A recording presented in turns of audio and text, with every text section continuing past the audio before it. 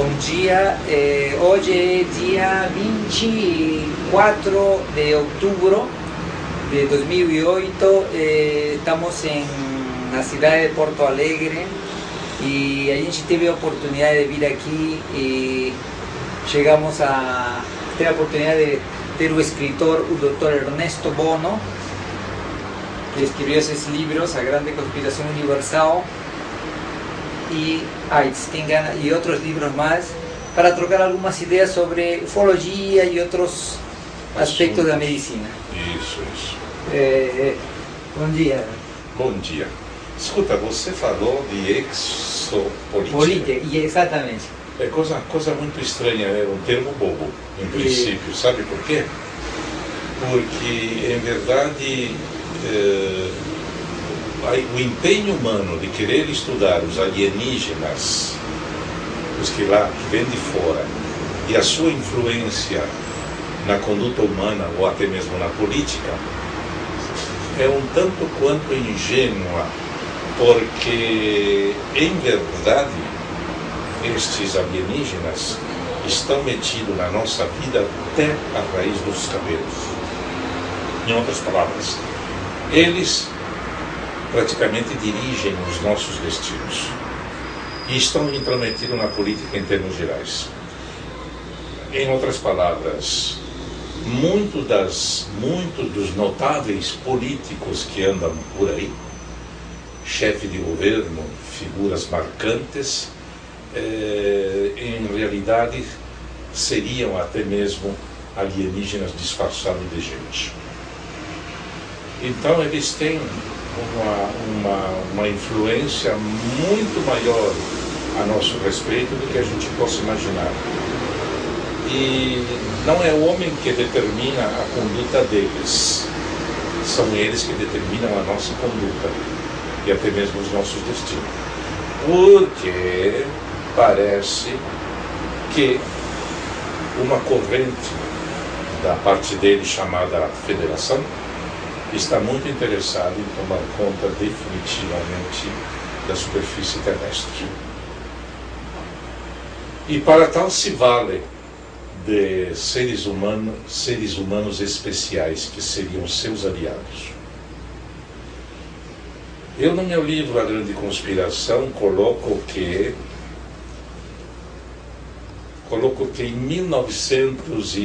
na década de 30, na época de Franklin Delano Roosevelt, estes alienígenas, possivelmente alfa cinzento, se fizeram presentes e, inclusive, de certa maneira, teriam sido, eu boto tudo no condicional para não afirmar, tá? Teriam sido convidados a viverem lá nos Estados Unidos. Claro que não na superfície, claro que não junto com a maioria das pessoas, mas em mundos subterrâneos. E dizem, inclusive, que o governo americano teria patrocinado a construção de bases subterrâneas para eles. Teria patrocinado sempre pensando em que esses alienígenas, lá pelas tantas, fornecessem algumas informações técnicas, algumas vantagens. E de fato parece que foi o que aconteceu. Outra heresia terrível que a maioria não admite, mas que deve ter acontecido, foi que em 1933 em diante, outro tipo de alienígena se fez presente no Terceiro Reich, na Alemanha, junto com Hitler. E lá teria havido uma troca de interesse, tanto por parte dos alemães, como da parte desses outros alienígenas. Então, aparentemente, dois tipos de alienígenas vieram para a Terra. Um, aparentemente, de boa vontade. O outro veio com interesses escusos. Mas foi isso que aconteceu. Assim como, supostamente, Hitler e companhia teria recebido os favores da presença destes alienígenas e que tudo leva a crer que esses alienígenas alemães ajudaram pra caramba a ponto de propiciar um desenvolvimento para a Alemanha fantástico, que resultou, na parte final da guerra, na construção de discos voadores alemães. Praticamente algo parecido aconteceu nos Estados Unidos. Só que nos Estados Unidos eles ficaram mais retraídos, não ajudaram tão abertamente. Mas quando viram que o alemão estava sendo demasiadamente favorecido por este tipo de alienígena, nos Estados Unidos a coisa também desandou. Então veja, a revelia do ser humano, e de maneira secreta as coisas se desenvolveram nesse sentido. A guerra arrebentou por motivos, mas acho que não deve ter sido por causa de alienígena, não, e sim por outras razões, e aparentemente a Alemanha teria sido derrotada e o americano vitorioso. Mas sucede que esses segredos alienígenas dos alemães e esses mesmos alienígenas que teriam ajudado os alemães, eles conseguiram, em tempo, fugir. Fugir ou se esconder. É de se crer, então, que tenha se escondidos em mundo subterrâneo, na Terra Oca, via Polo Norte e Polo Sul. Os supostos alemães derrotados e os supostos alienígenas derrotados. Enquanto que nos Estados Unidos, aqueles que estavam lá, ajudaram os americanos numa porção de coisas, inclusive, provavelmente, na construção da bomba atômica, e se deram por vitorioso. Curiosamente, a era ufológica dizem que começa quando um fulaninho lá no Monte Rainier, nos Estados Unidos, viu uma flotilha, viu uma esquadrilha de discos voadores sobrevoando o monte. E curioso, foi em 47. Mas em 47 também aconteceu o primeiro confronto de alienígena, vamos dizer, favoráveis ao eixo e alienígena favoráveis ao americano aliado, aonde o encontro se deu em Roosevelt. Você sabe que praticamente um dos primeiros casos de ufologia, a queda da nave em Roosevelt. Em realidade caíram duas naves naquela zona, uma em Socorro, que parece que fica a 100 e poucos quilômetros de Roosevelt, e a segunda em Roosevelt. E teriam caído porque houve um confronto aéreo entre tripulante desta turma, talvez favorável ao eixo, e tripulante favorável aos americanos que estavam sediados nos Estados Unidos. O resultado disso foi que em Socorro caiu um disco enorme com tripulantes praticamente humanos, 4 ou 5 tripulantes praticamente humanos. A coisa curiosa destes tripulantes de Socorro era que, além da formação humana, cabeça, tronco e membro, eles possuíam 6 dedos nas mãos e nos pés. Então, é curioso que estes tripulantes de Socorro, que estavam vivos quando o disco caiu, eles praticamente estão ligados a seres que vivem em mundos subterrâneos aqui na América, chamados os remanescentes de Acacor. Ou seja, aqui na América, entre Brasil e Peru, milhares de anos atrás, existia um império chamado Império de Acacor, onde estes alienígenas, juntamente com os humanos, conviviam maravilhosamente bem, até que acabaram sendo destruídos e tiveram que se refugiar em um mundo subterrâneo, os habitantes de Acacor.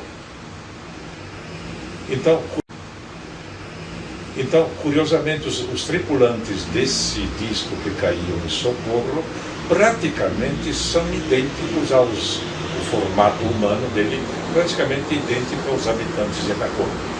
Enquanto que o segundo disco que caiu em Roosevelt, o tripulante daquele disco era quase tipo Alfa Cinzento. Baixinho, com aqueles olhos esbugalhados, aquela coisa típica.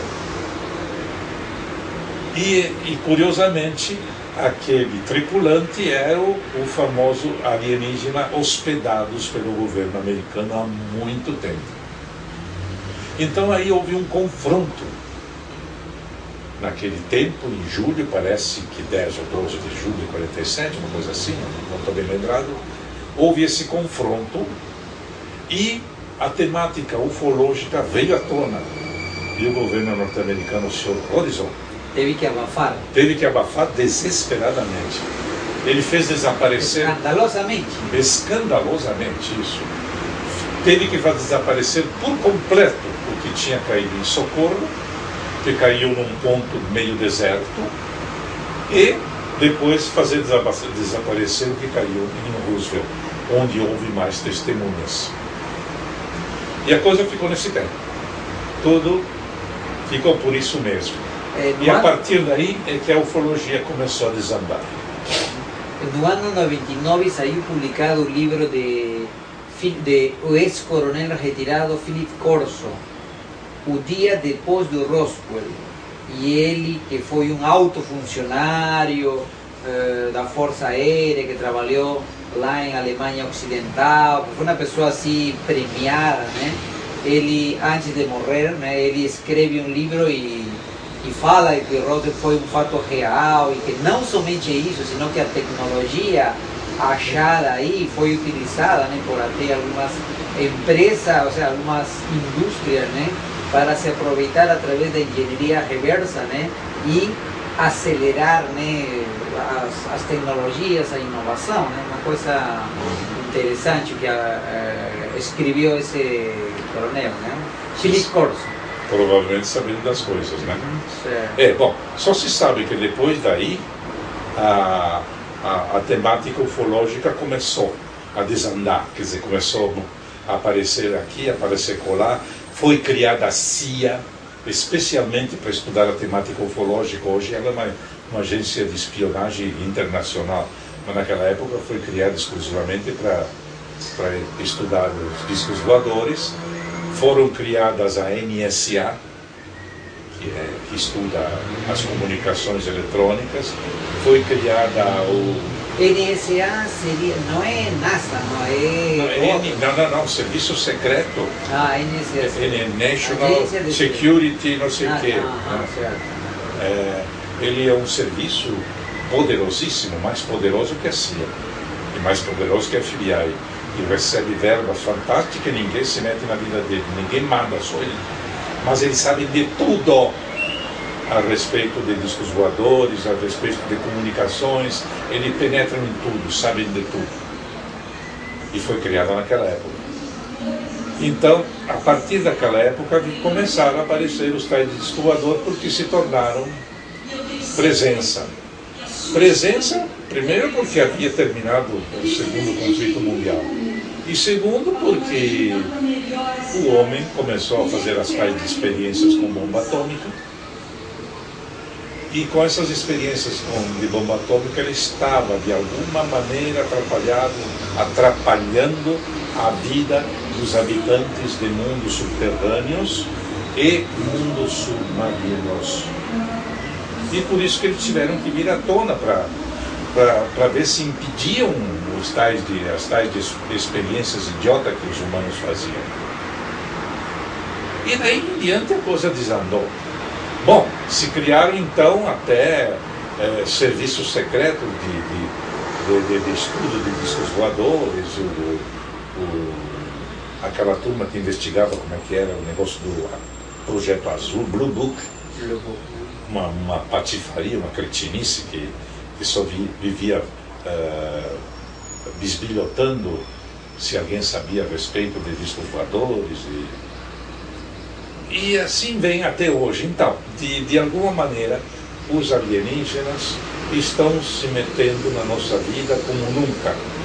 principalmente nos tempos atuais, os nefastos. Aqueles que começaram lá nos Estados Unidos, no deserto não sei das quantas, hoje estão distribuídos em diversas bases nos Estados Unidos, principalmente a famosa base de Dulce, que é a mais nefasta de todas as bases alienígenas. Eles estão instalados lá, vivendo e fazendo estudo com seres humanos, né? Como bem clássico do governo americano, de certa forma. E contra eles, contra essa turma nefastas, existiriam então estes outros que viriam de alguns mundos subterrâneos, que viriam da Terra Oca e que viriam também do lado externo, de mundos fora da Terra. E há confrontos entre alienígenas, eu chamo ele benevolente e nefastos, até os dias de hoje. E parece que a pretensão desses alienígenas nefastos, juntamente com seres humanos da pior espécie possível, é conseguir a hegemonia mundial e implantar a nova ordem. Tipo de totalitarismo. A nova ordem, o famoso neomundismo, tudo. E estão trabalhando intensamente para que isso aconteça. Doutor Ernesto, nos pode contar um pouquinho acerca de sua experiência pessoal? Como que você se interessou? Quando e como que você se interessou? Porque na biografia dos livros nos fala que você já é uma pessoa que mexe com ufologia há muitas décadas, né? Como começou o seu interesse na ufologia? De quando começou? Bom, eu era um rapazola de 15, 16 anos, quando 46, 47, 48, né? Em suma, de 48 a 50. Praticamente você acompanhou toda a história contemporânea da ufologia que começa no ano 47, que oficialmente está... Eu não diria que teria começado no 47, comecei um pouquinho mais tarde, 48, 49. Mas por quê? Porque começaram a aparecer reportagens sobre objetos voadores estranhos, sobre não sei o quê, como possíveis invasões alienígenas, os marcianos estariam tomando conta da Terra, os venusinos, porque naqueles tempos não se falava em alienígena, se falava em extraterrestre, geralmente se falava em marciano, selenita, venusino, habitante de Ganímede, de não sei o quê, blá, blá, blá, blá. Bem, eu comecei a me interessar naturalmente pela temática e de uma maneira assim toda especial. Por quê? Porque eu desejava que essa história ufológica fosse verdadeira. Porque desde o começo, não sei por que cargas d'água, quem é que me incutiu essa impressão, desde os primórdios eu sempre achei que a solução para a questão da nossa vida tão sofrida, tão limitada, seriam estes seres alienígenas, principalmente levando em conta que eles não eram invasores, não eram conquistadores, não eram guerreiros, era gente boa que queria vir aqui para nos ajudar. Curioso, eu parti por essa premissa. Mas por quê? Sim, porque eu passei toda a Segunda Guerra Mundial na Itália.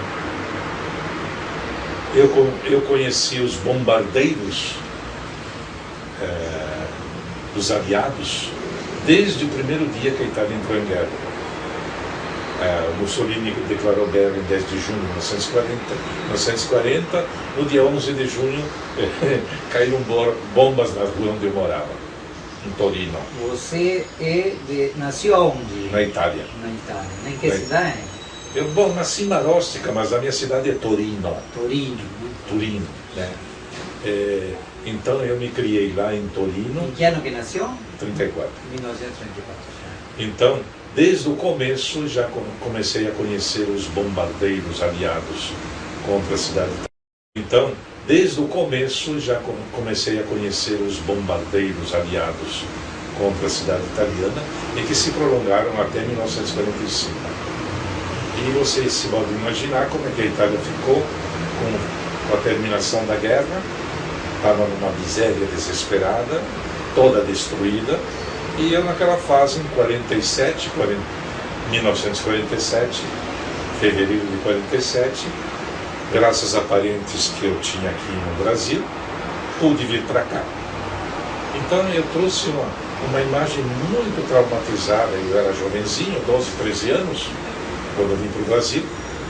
Eu trazia uma imagem muito traumatizada do mundo. Para mim o mundo era uma agonia, para mim o mundo era...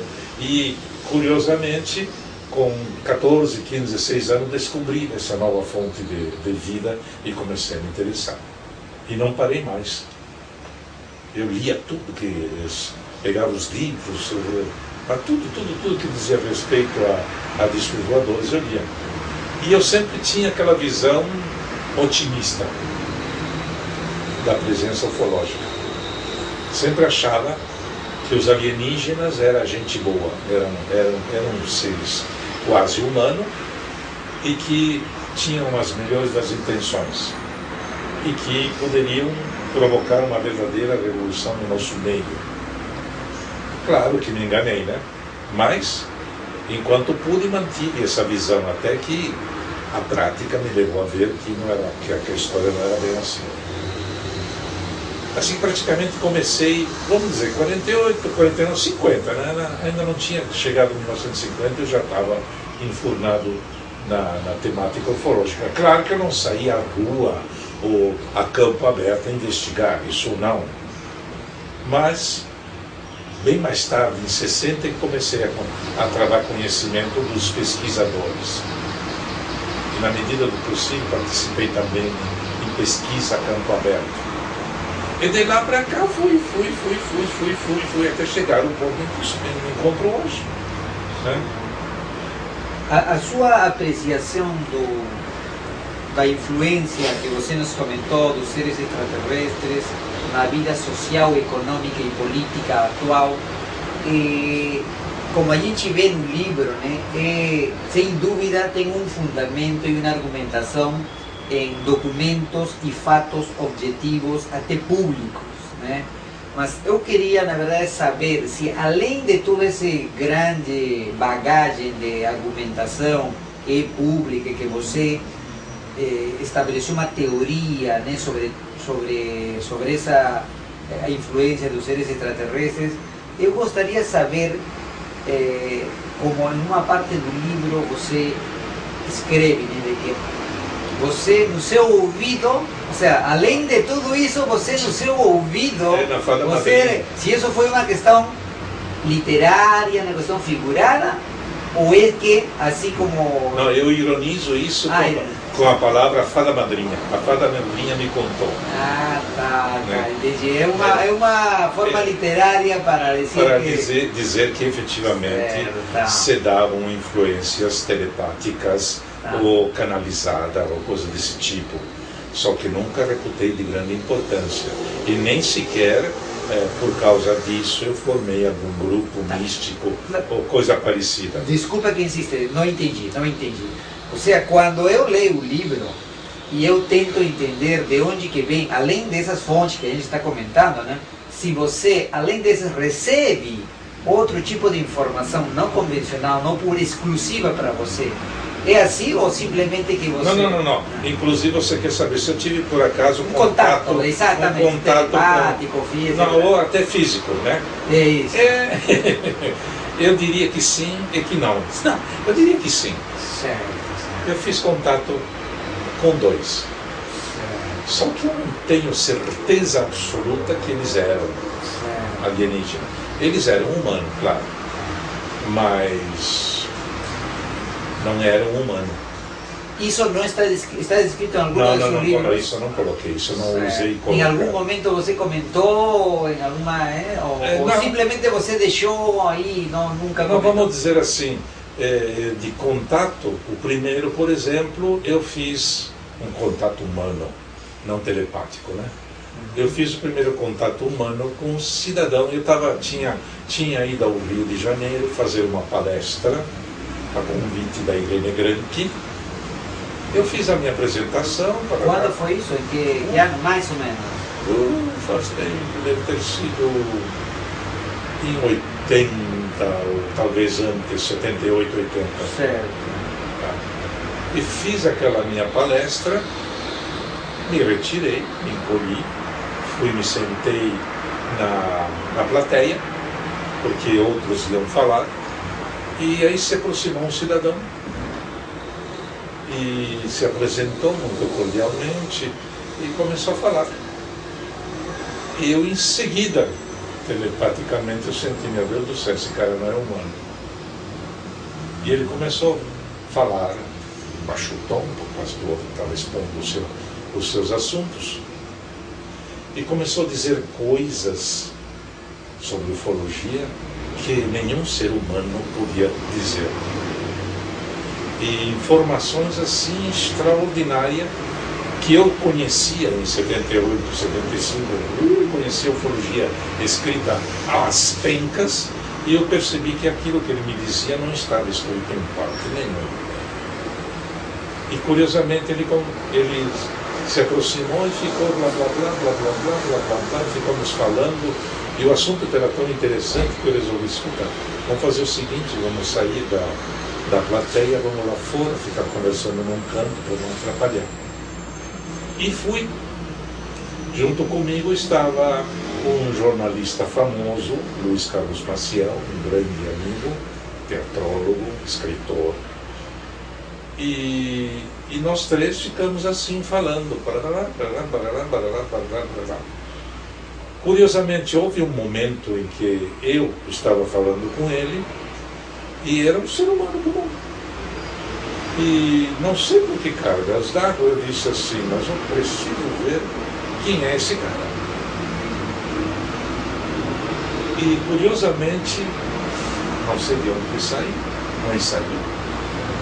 Algo me disse assim, não enfoca ele. Não enfoca. Não. Afrouxa teus olhos e faz de conta que olha assim de vesgo. Isso. Quer dizer, eu deixei a minha visão cair assim como que não está. E eu ficava assim. Mas não é que ao fazer isso, o cara perdeu a máscara de ser humano e se me apresentou tipo lagarto. Eu fiquei assim, meio assustado, depois fiz assim, né? Aí a imagem sumiu. Bom, mas essa imagem foi uma imagem mental ou você viu com os olhos? Vi com os olhos. Ou seja, ou você teve uma chance. Uma chance de enxergar. De enxergar ele como era no original. Mas alguém avisou a você? Que não. Alguém não me disse nada, só me disse, afrouxa, não enfoca. Afrouxa a tua visão e faz de conta que tu está olhando pelo lado, não pela frente. Eu fiz isso, não me custava nada.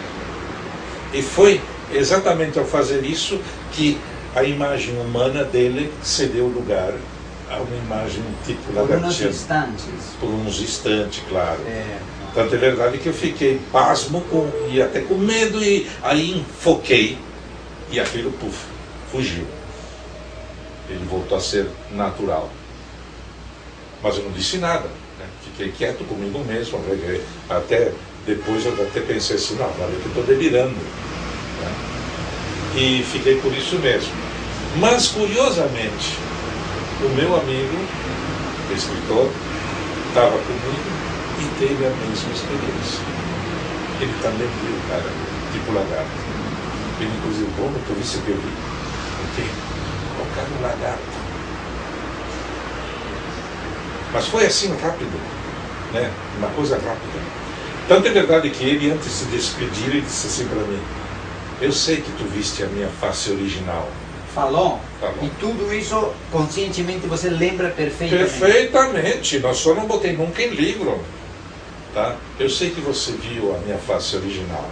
Eu só deveria lhe alertar que nós, malgrado o nosso aspecto, não somos os bandidos que vocês pensam. frequência. Alguma vez mais voltou a ver essa pessoa? Sim. Essa mesma pessoa? Essa mesma pessoa, só que sempre, nunca toquei no assunto, e ele tampouco não voltou a tocar no assunto, e sempre voltei a vê-lo como ser humano. E curiosamente, nessa mesma noite também teve uma experiência especial. Aliás, aquela noite foi especialíssima em tudo. Ele, conversando com a gente, ele disse assim: você não imagina, mas esta sala, o auditório, está cheio de amigos meus, colegas, disfarçados de gente. E aí ele diz assim: olha, então dois deles estão saindo.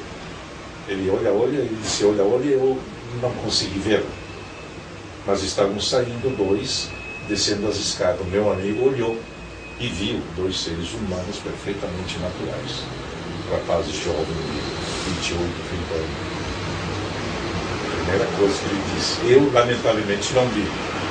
Aí ele depois disse assim: mas lá dentro ficou uma amiga minha,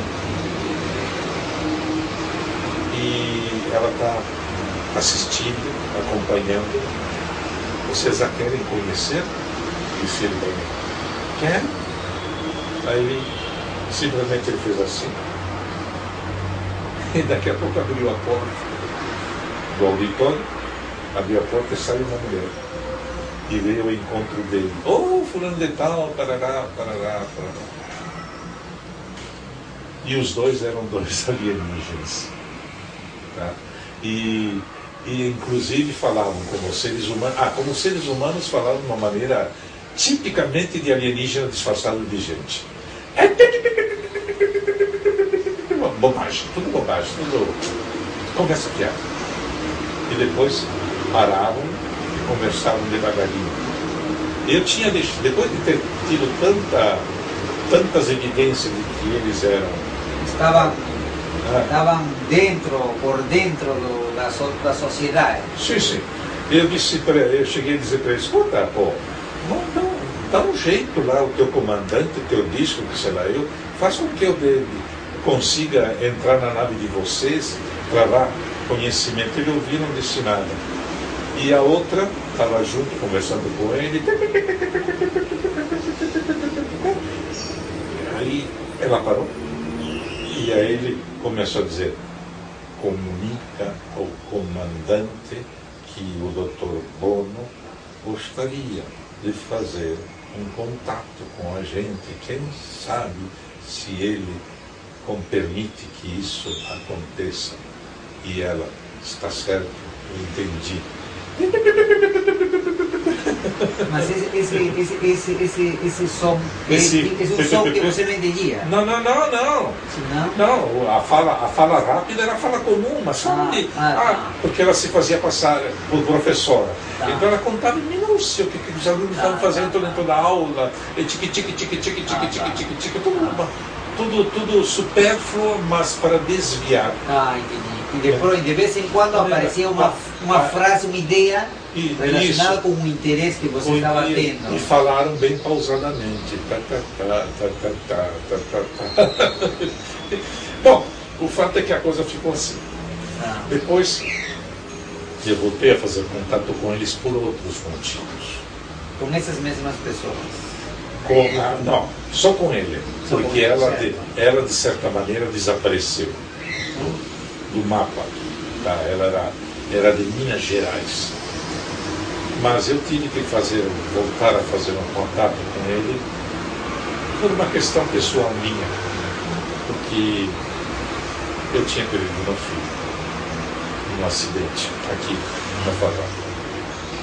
Aquela guriazinha lá que está lá, aquela jovenzinha lá. A sua filha mais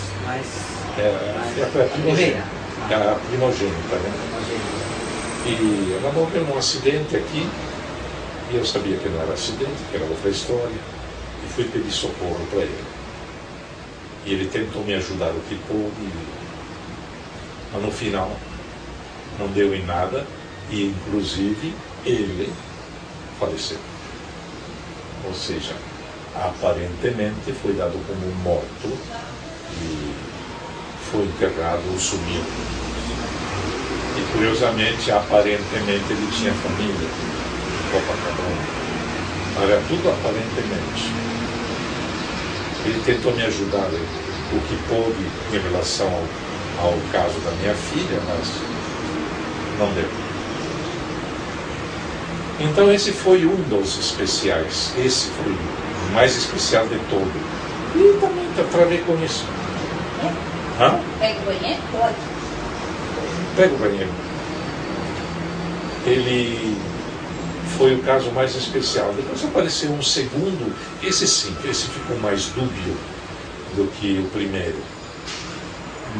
E esse se dava ares de comandante e de benevolente e não reptiliano, completamente humano, mas teve uma conduta muito asquerosa em relação à minha pessoa, enquanto que o outro não. O outro foi bem e talvez tenha mentido, mas na medida do possível ele tentava me ajudar. E não dava certo, tudo impedia, tudo se atrapalhava, tudo se atravessava.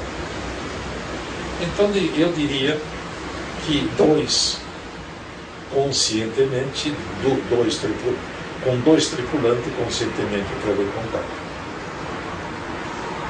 Mas eu reputo como, nem tripulante, eu reputo ele como seres humanos. E essa segunda experiência, quando foi a segunda experiência que falou com Foi uma depois da tragédia da minha filha. Foi 89, 90, 91, uma coisa assim. Essa segunda experiência nem gosto de contar, mas é outra coisa assombrosa. Ele entrou na minha vida como se soubesse de tudo, mas de tudo. Ele ligou o telefone, alô, Ernesto Bono, aqui é a ligação de São Paulo, eu sou fulano de tal, contando sobre a minha vida, contando sobre a vida da minha filha, nos mínimos detalhes, mas você fala, não, porque esse homem tirou essas coisas. E eu preciso falar com o senhor, como é que fazer um encontro? Eu vi que ele conhecia tanta coisa a respeito da minha filha e a respeito de mim, disse, não, quem sabe eu dou uma chegada em São Paulo e falo com você. E foi o que eu fiz, né? E aí deu,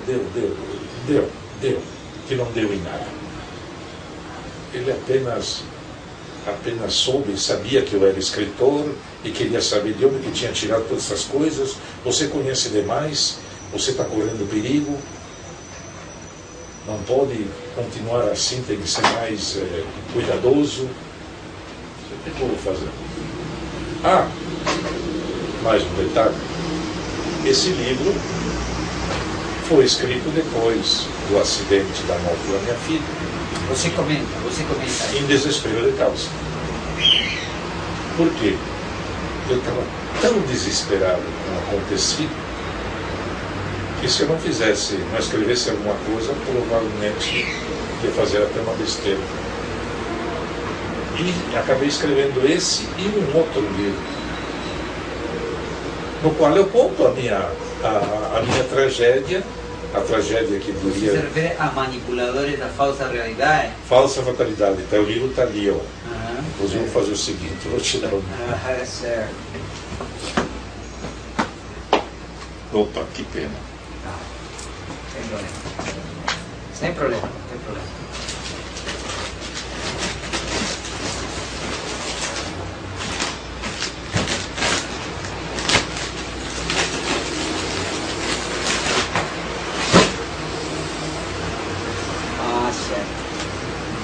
Justo este libro que procuraba ahí, estaba procurando allá en São Paulo, não achei. Porém, com muito detenimento e com muita dedicação. Bem, então, em desespero de causa, depois do desastre da minha filha, eu me vi obrigado a escrever para não estourar.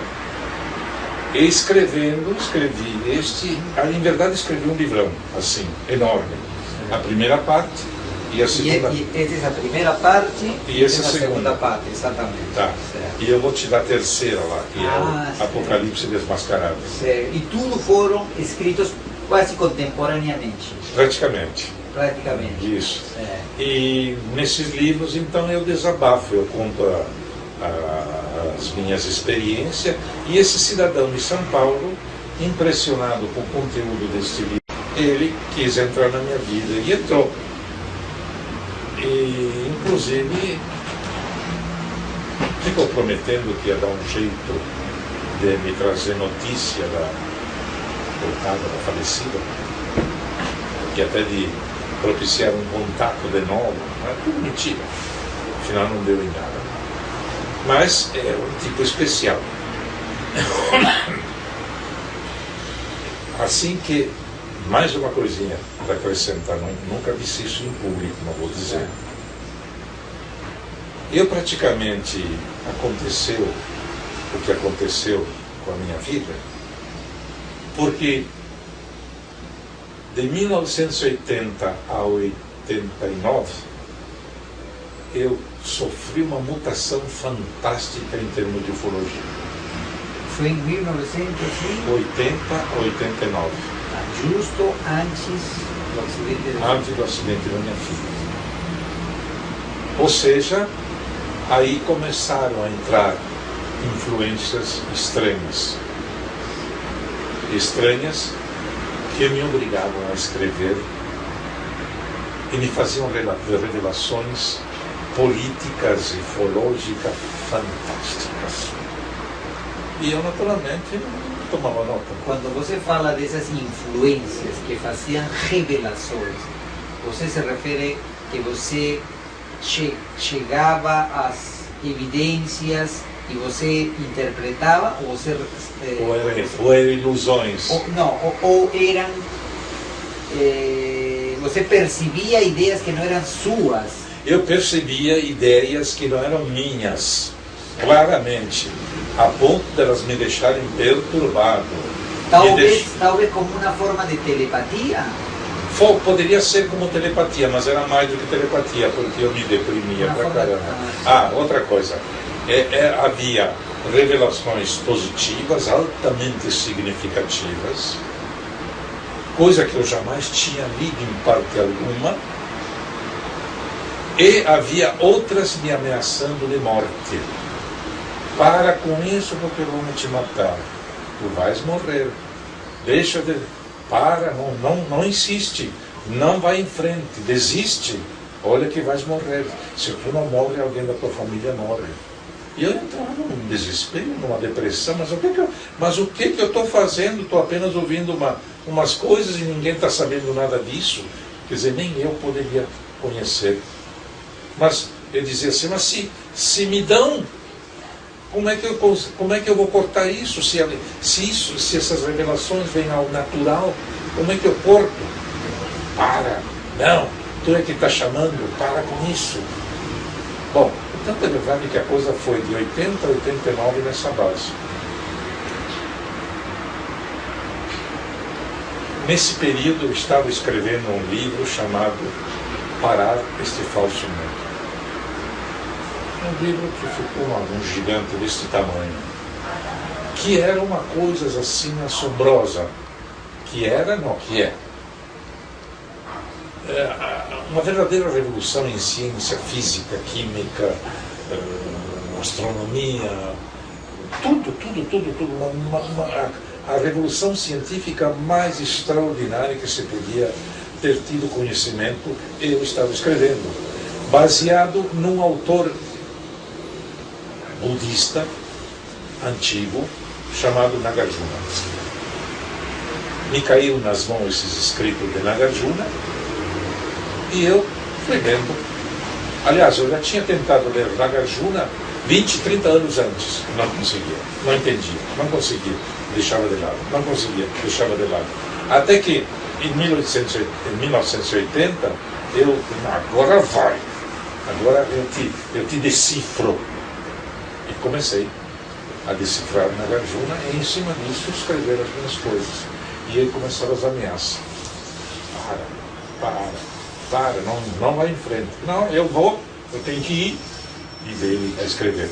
Curiosamente, juntamente com o que estava escrevendo baseado em Nagarjuna, começaram as comunicações ufológicas. Meu Deus do céu, começaram a me revelar coisas sociopolíticas que eu sequer suspeitava. Verdadeiras revelações assim. Eu só sei que estava assim, até meio tonto, mas eu estava preocupado porque, ao mesmo tempo que vinha a revelação, vinha ameaça, e vinha ameaça, e vinha ameaça, e vinha ameaça. De qualquer maneira, eu segui em frente. Eu acabei de escrever o tal de Parar este Falso Mundo. Está pronto aí. Foi desdobrado em 4 volumes. Uma obra extraordinária. E cheguei no final. E lá por volta de 89 eu estava naquela, eu tinha terminado. E eu achava que, bom, agora não se fala mais, mas já sabia muita coisa sobre ufologia, como ninguém sabia. E só muito depois é que eu fui ler em outros livros aquilo que eu tinha tido, a confirmação. Todas aquelas coisas que eu achava que era delírio meu, foram confirmadas. Via escritores especiais da ufologia.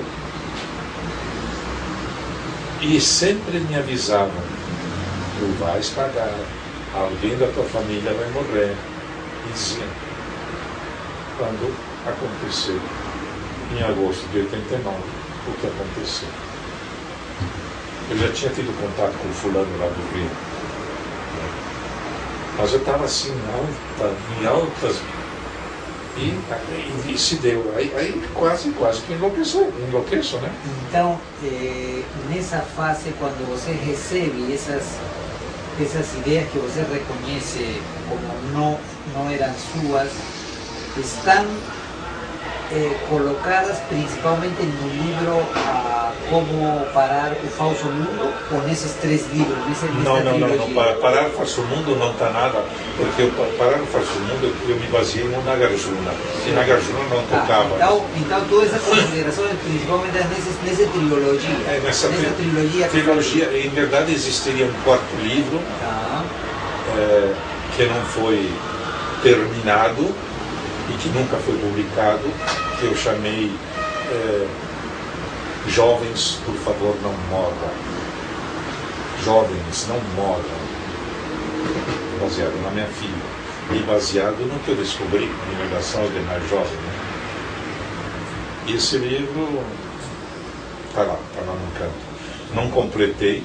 Não, eu tinha escrito, tinha completado, mas estava precário, tinha que acrescentar mais material. Então está num canto, e como nunca me editam, eu para editar livro no Brasil é um desastre, uma dificuldade fantástica. Então esse livro está aí, atirado num canto.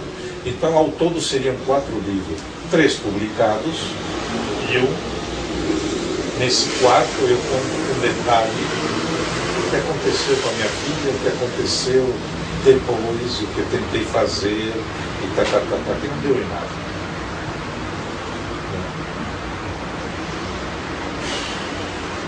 De qualquer maneira, com relação à minha filha, eu suspeito ter descoberto, mas acho que talvez seja delírio meu, que ela eventualmente teria sido abduzida. E no lugar do desastre puseram clone. Mas isso mas a sua teoria, por dizer, sobre o seu pessoal, eu poderia até citar algumas referências de outras pessoas contactadas, de outras pessoas chamadas contactados, que recebem mensagem e têm tido oportunidade de entrar em contato físico, né?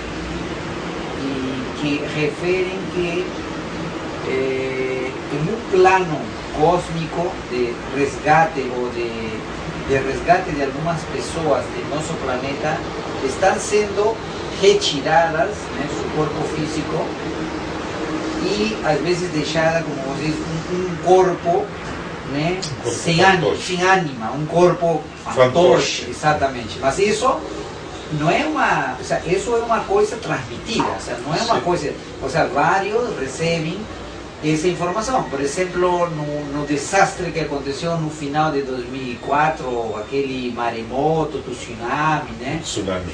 E além de terremotos, né, onde naves OVNIs foram observados prévios dias do terremoto, recentemente o ano passado em Lima e etc. Existe informação recebida por alguns destes contactados que nesses desastres ou em outros desastres, eles, a determinadas pessoas, né, eles abduziam e deixavam o fantoche. Exatamente. Não é só uma... tem uma sustentação, pelo menos na... Sim, tem referências literárias sobre este possível acontecimento. E eu não tinha conhecimento sobre isso. Passei a tê-los depois. E, de qualquer maneira, para mim, já o desastre foi um horror.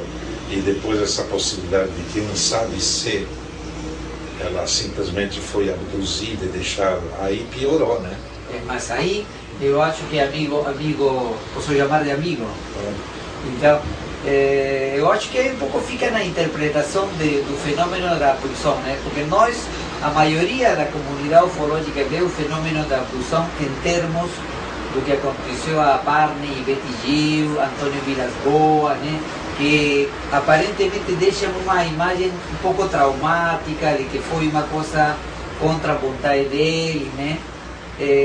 Mas na ideia dos contactados, das pessoas que recebem, este tipo de abdução, né, representaria uma espécie de seleção de algumas pessoas para levar a um lugar que seria melhor, né? Considerando que nosso planeta é um planeta, ou seja, na consideração dele, né?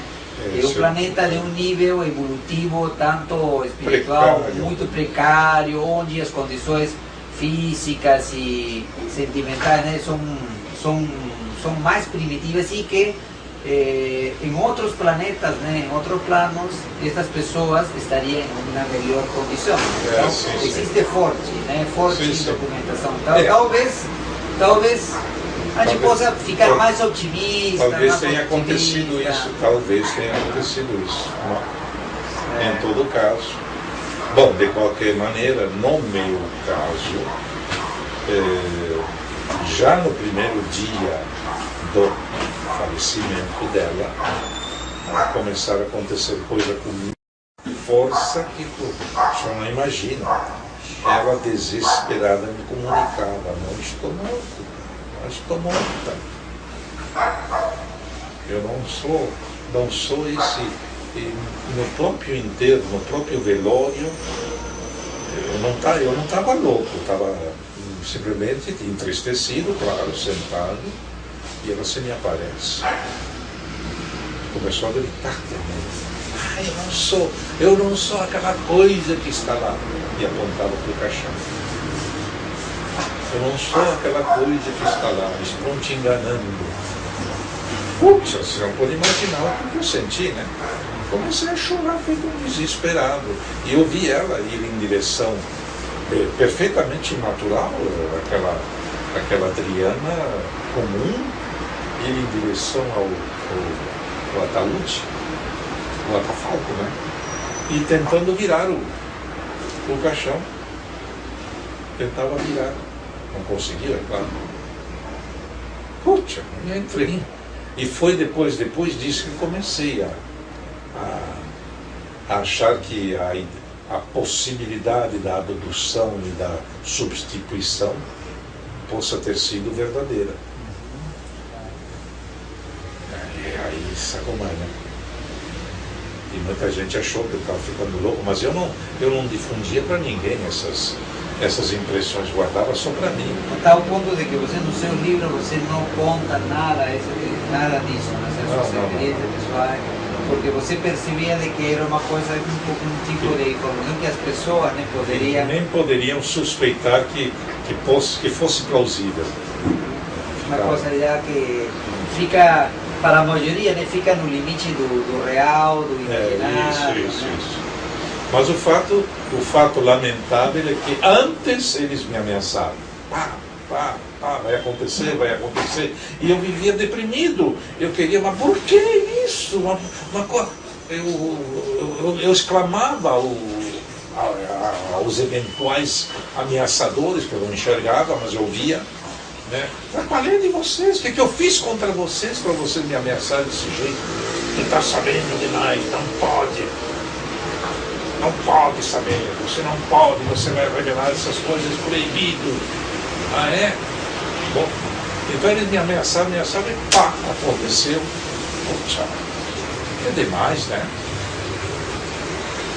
E depois de que aconteceu, ela continuou influenciando a minha vida por um certo tempo, né? E aí fui obrigado a escrever esse livro aqui, isso aqui. Este aqui mais ou menos eu conto algumas coisas. Pouca coisa, assim, meio... Sou obrigado a disfarçar, né? Então veja bem, deixando de lado o meu caos, sem qualquer dúvida, existe uma influência muito grande entre alienígenas nefastos e alienígena neutro e benevolente. Neutro e benevolente. Neutros seriam aqueles alienígenas possíveis habitantes de mundos subterrâneos. Mundo subterrâneo da superfície, assim dentro de montanha, a nível próximo à nossa superfície. O que seriam esses mundos subterrâneos? Seriam humanidades que vieram de fora, vieram de outros planetas, penetraram dentro da Terra, uma nave ou várias naves penetraram, se instalaram na Terra, na superfície, e começaram a ser agredidos pelos senhores do mundo. E tiveram que se refugiar dentro de cavernas ou dentro de bolsões subterrâneos, para não serem atingidos pelos bandidaços. Por que digo bandidaço, os senhores da Terra? Porque a Terra foi invadida há milhares de anos atrás por alienígena desgraçado, capitaneados por uma coisa chamada Demiurgo e chamada o Senhor dos Exércitos, Jeová. Eu acho que essa parte você conta no livro. Alguma coisa. Essa parte você foi uma coisa também recebida ou foi uma teoria que você interpreta dados da neoarqueologia?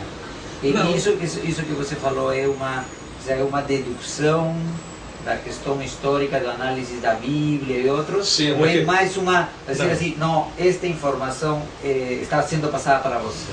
Essas foram as famosas informações que eles me passaram quando eu estava escrevendo a Parar este Falso Mundo. É porque no seu livro você coloca muitas referências de fontes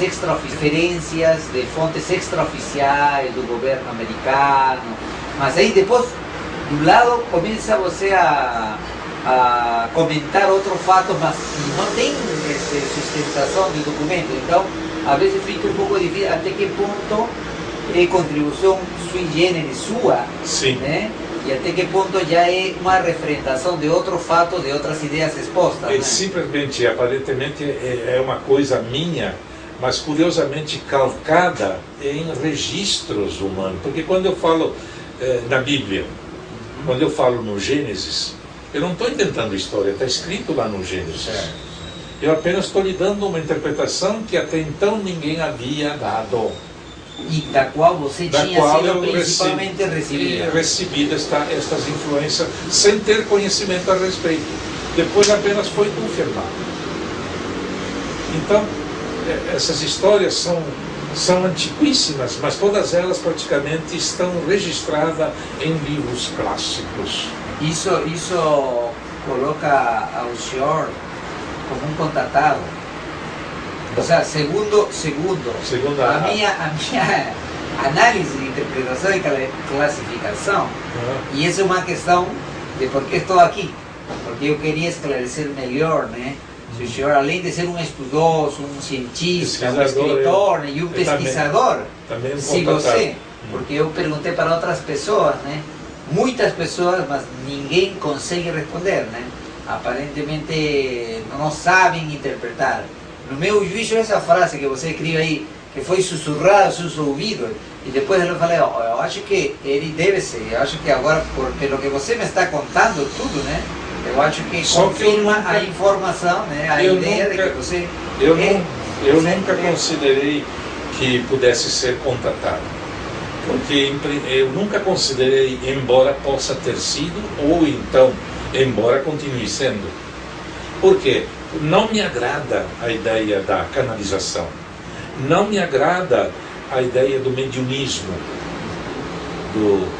Não me agrada a ideia de que o humano possa ser possuído e utilizado e exprimir coisas que não são dele. Eu, curiosamente, tudo comigo se deu super conscientemente.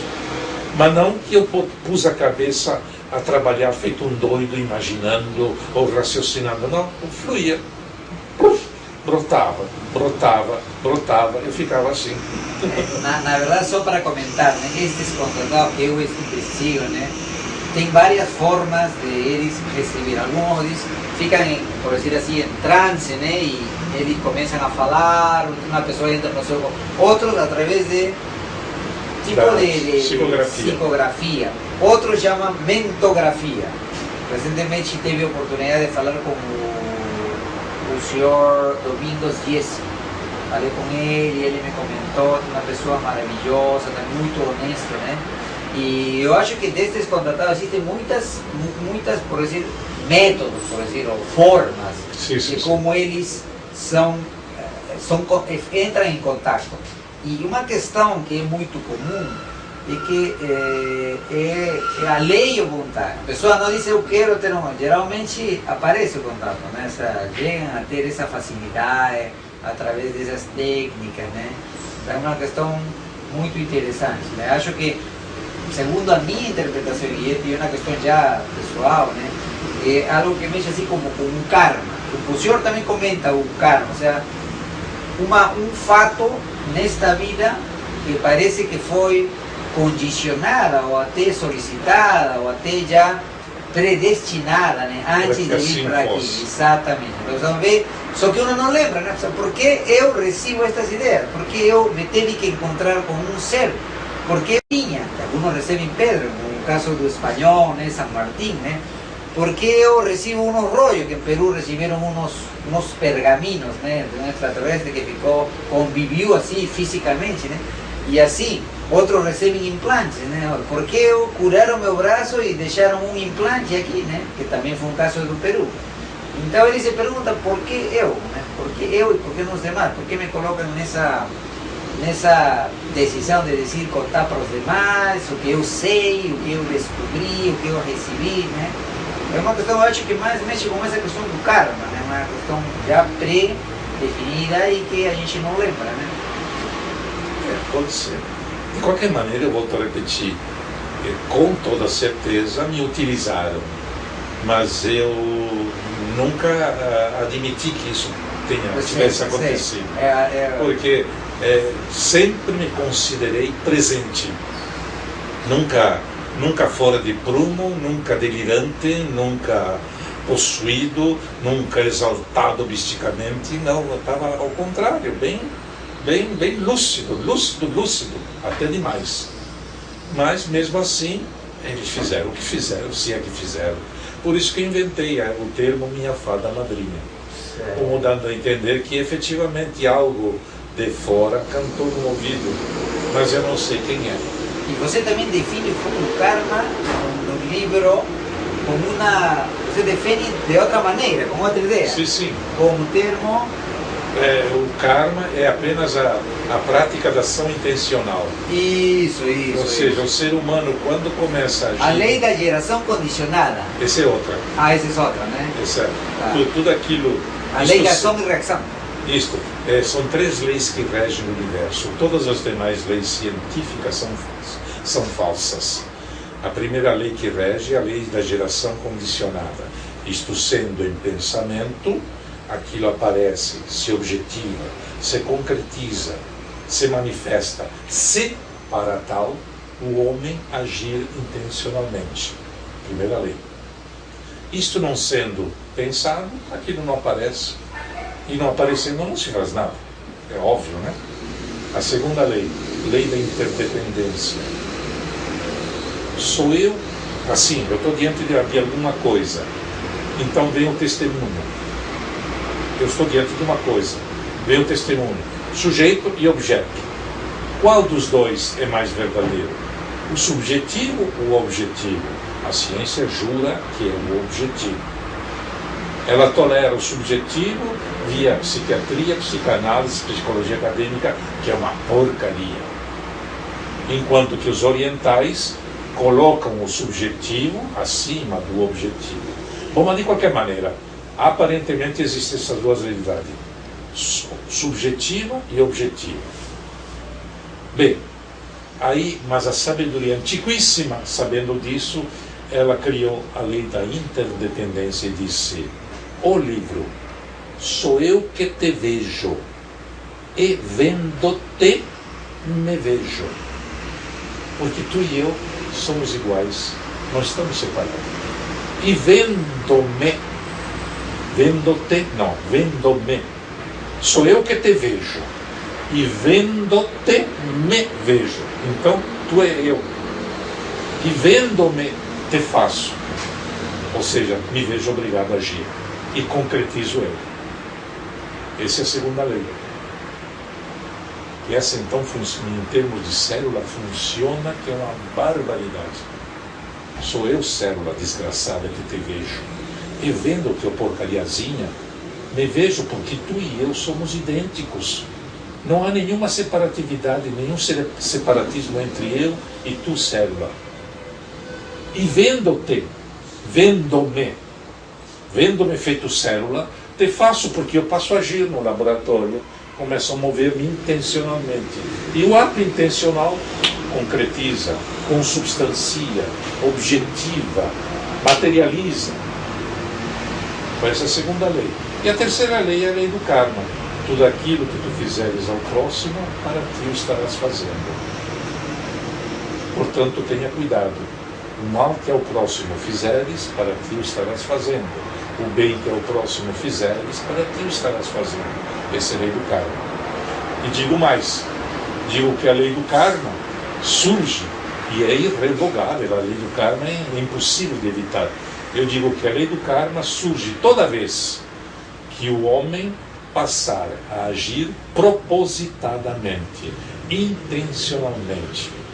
Porque o homem é, antes de intencionar e se propor, ele é ato puro. Ele pode agir sem intenção, sem propósito. Quando o homem age sem intenção e sem propósito, ele é Deus criando.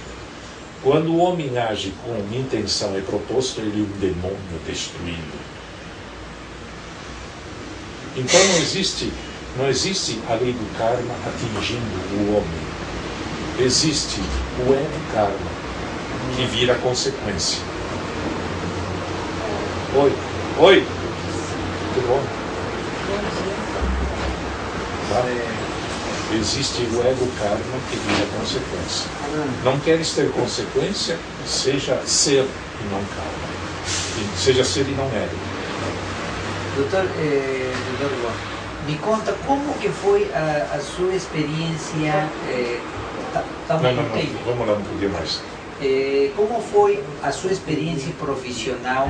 Tenho entendido que você trabalhou como médico, especialista na área de psiquiatria, trabalhou num hospital público durante muitos anos. Durante 25 anos. Como foi a sua experiência profissional com toda esta área de conhecimento? Né?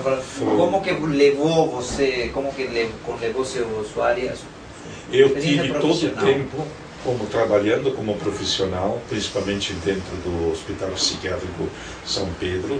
Eu tive todo o tempo de disfarçar a minha condição. Em outras palavras, eu agia aparentemente como um médico comum. Convencional. não contrariava nada, não dizia nada, não ensinava nada para os meus colegas. Ao contrário, os meus colegas souberam da publicação do livro Nós, a Loucura, Antipsiquiatria, e se escandalizaram. Souberam da publicação Antipsiquiatria e Sexo, quase que me excomungam. Você imagina eu escrever isso num... Só para... Qual foi o seu primeiro livro? É a Ciência, uma Nova Religião. Em que ano que publicou? 1970. 70, 71. Aí que você já dá uma choque para sim, aí eu já dá, o entorno. Eu já estava aí nesse livro, eu já estava dando um choque terrível na medicina, na ciência e tudo mais. E foi assim, até esse momento você tinha ficado meio no comum. No comum. Tinha preferido ficar no comum até que sim, um momento até que eu resolvi escrever esse livro. Mas esse livro eu escrevi porque a própria medicina me provocou. Aqui é mais outra história. Muito antes daquele febre ufológica. Mas a ufologia já estava... Você rompeu primeiro com a conceitos medicina, ciência e né? medicina. Mais na frente já ia... Aí entrou a ufologia também. Certo. Eu resolvi escolher a medicina, frequentar a faculdade de medicina, mas acontece que eu, antes de frequentar a faculdade de medicina, eu sempre fui um indivíduo chamado autodidata. Em outras palavras, eu já entrei na medicina com uma certa idade, não era muito jovenzinho, não. Tinha já uns 24, 25 anos de idade. E já nessa fase conhecia espiritualidade e orientalismo. Uau! Por quê? Porque é aquela ânsia, aquela sede por saber das coisas, né? Então eu tinha informações sobre espiritismo científico, sobre orientalismo, sobre yogas, sobre uma porção de coisas. Eu sabia todas aquelas coisas não convencionais da vida comum, e principalmente da vida humana. Eu sabia o que o corpo humano, o ser humano podia manifestar em questão de espiritualidade. Mas eu entrei com todo esse conhecimento na faculdade. E, claro, ficou uma coisa para mim. Ninguém sabia que eu conhecia tudo isso, ficou só assim. E entre outras coisas, eu resolvi ser médico porque achei que era a melhor maneira que eu poderia ter de ajudar o próximo. Tanto como profissão, tanto como um médico comum, como um espiritualista de medicina. E ninguém sabia o que eu sabia, mas ficava quieto, né? Bem, então eu assistia ao primeiro ano, e eles aquelas coisas sobre anatomia, embriologia, citologia, histologia, esboço de patologia, primeiro ano. Eles diziam dele acumular e dele aceitar. Eu não podia criticar, não podia abrir a boca, não, mas eu duvido disso, mas a coisa não é bem assim. Eu ficava quieto, né? E assim passei o primeiro ano, assim passei o segundo ano, engolindo, quietinho, vamos lá. Mas muita coisa que eles diziam não, era escandalosa, era absurda, era dogma. Passei o terceiro ano e finalmente entrei no quarto ano, em que o aluno começa a fazer contato com a prática, com o hospital. Foi aí que entrei em parafuso.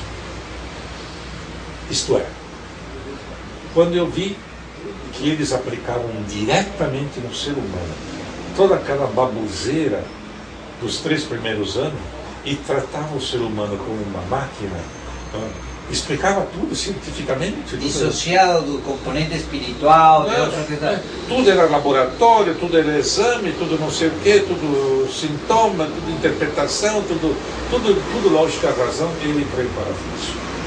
Bem, o que eu fiz rapidamente para concluir? Eu simplesmente, eu disse assim para mim mesmo, eu não vou continuar estudando medicina. Eu vou desistir. Eu vou voltar a ser aquele profissional bancário que eu era, do que continuar nisso aí. Aí alguém me disse, acho que foi minha esposa, me disse assim, não, Quem sabe tu dá uma pesquisada, faz o seguinte, tu está na 4ª série, quem sabe tu pega a 4ª série e desdobra em 2 anos, em vez de fazê-la em 1, faz em 2. E vai te sobrar tempo. E esse tempo que te sobra, tu investiga. Busca o que tu quer. Imagina, ela me disse isso ou eu inventei? O fato é que foi exatamente assim. Eu parei. Em vez de fazer 8 cadeiras na 4ª série, fiz 3, 4, as mais simplórias. E as outras eu me desliguei. Então desdobrei a 4ª série em 2 anos. E me sobrava tempo. E nesse tempo que sobrava começou a revisão crítica. E por que isso? E por que aquilo? E por que aquilo outro? E por que em cima? E por que embaixo? E por que de um lado? E por que do outro? Eu só sei que no final, quase depois de 2 anos de investigação, eu comecei a minha pesquisa, a minha investigação, favorecendo o espiritual e criticando o material. Favorecendo o subjetivo e criticando o objetivo. E eu achei que lá pelas tantas, o subjetivo ia ganhar a briga. Mas eu cheguei num ponto que eu percebi que nem o objetivo, nem o subjetivo tinham razão. Aí foi outra crise. Disse, nossa, vou desistir, chega. Não, acabei não chegando a parte nenhuma. Mas foi aí que, aí sim me deu o famoso Satori. Já ouviu falar do Satori? O vulcão. O Satori é uma espécie de autorrealização, uma iluminação, uma explosão que te dá por dentro e que tu de repente te depara com um mundo que é completamente diferente. Então aconteceu comigo isso e percebi nítida e claramente onde que estava o dilema. E o dilema estava no ego, no desgraçado do meu ego, no desgraçado do meu pensamento que ao invés de me ajudar, me enganava. Em suma, foi uma transformação fantástica. E curiosamente, depois dessa, eu voltei a estudar medicina. Mas desta feita já não mais com conflito. Ou seja, deixei que ele informasse, eu tomava nota, registrava, fazia as provas. Ficou. Quer dizer, eles continuaram dando as horas. Eu nunca briguei. Mas fiquei na minha. Sim, está bem. Podem me informar, né? Mas aquilo que eu vivenciei é meu.